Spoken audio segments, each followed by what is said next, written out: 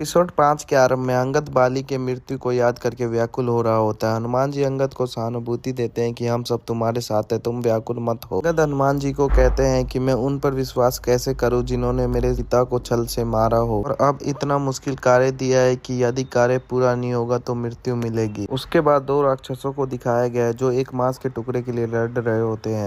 तभी नल, नील और हनुमान जी वहां से गुजरते हैं। उन्हें देखकर राक्षस कहते हैं कि ये कौन से जीव हैं, इनसे तो अब हमारी महारानी ही मिलेगी। उसके बाद वानर सेना एक स्थान पर पहुंचती है। वहां पर वन के देवता होते हैं। जामवंत जी अंगद को बताते हैं कि उनके जवानी के समय में बहुत सारे वन देवता थे, परंतु अब राक्षस उन्हें मारकर खा जाते हैं। अब ये कुछ ही रह गए हैं। अंगद उनकी रक्षा करने का निश्चय कर लेता है। हनुमान जी, अंगद और जामवंत एक गुफा में पहुंचते हैं जो कि किसी जीव के ढांचे से बना होता है। अंगद हनुमान जी से कहते हैं कि हमें उस दानव का अंत करना चाहिए जो कि वन देवताओं को मार रहे हैं। हनुमान जी अंगद से कहते हैं कि ये संभव नहीं है, हमें कोई और कार्य सौंपा गया है, हमें वही करना चाहिए। तब जामवंत जी हनुमान जी को समझाते हैं कि तुम जिस राह पर चल रहे हो उसका ये पहला अध्याय है, जिसको अंत तक पहुंचने के लिए हमें ही पन्ने पलटने पड़ेंगे। हनुमान जी अंगद की ओर देखकर कहते हैं कि हमारा दृष्टिकोण भले ही अलग है, परंतु हमारा धर्म समान है। पूरी वानर सेना उस महादानव के खोज में लग जाती है। पूरी सेना एक स्थान पर पहुंचती है जहां एक हवेली होती है जिसमें पहले दानव रहते थे। हनुमान जी कहते हैं कि आज रात्रि को यहीं पे विश्राम करना चाहिए। अंगद हनुमान जी से कहते हैं कि यदि दानव वापस आ गए तो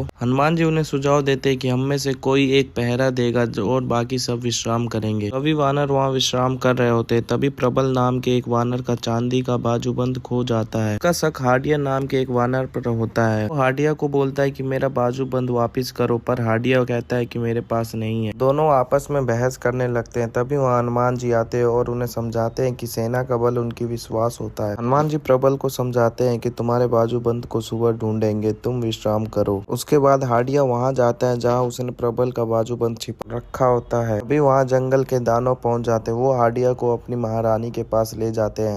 दानव की रानी उससे वन में आने का कारण पूछती है। हाडिया बताता है कि वो माता सीता के खोज में आए हैं, परंतु उन्हें अभी तक कुछ भी सबूत नहीं मिला। दानव की महारानी कहती है कि मैं राम को तड़पता देखना चाहती हूँ। हाडिया उससे कहता है कि मैं आपकी सहायता करूंगा, परंतु राम भक्त हनुमान जिसने इस कार्य को उठा रखा है वो श्री राम का प्रिय है, वो अवश्य सीता जी को ढूंढ लेगा। महारानी कहती है कि मैं करूंगी हनुमान की हत्या। तभी वहाँ प्रबल हाडिया को ढूंढते हुए पहुंचता है। वो दानव के समूह को देखकर घबरा जाता है। प्रबल वहाँ से भागने की कोशिश करता है, परंतु दानव की महारानी उसे मार देती है और हाडिया को बताती है कि तुमने मेरी सहायता नहीं की तो तुम्हारा भी यही हाल होगा, और अंत में बताती है कि मैं ही महारावण की बहन शूर्पणखा हूँ। यहीं पे एपिसोड 5 खत्म हो जाता है। अगले एपिसोड के लिए चैनल को सब्सक्राइब तथा वीडियो को लाइक जरूर करें।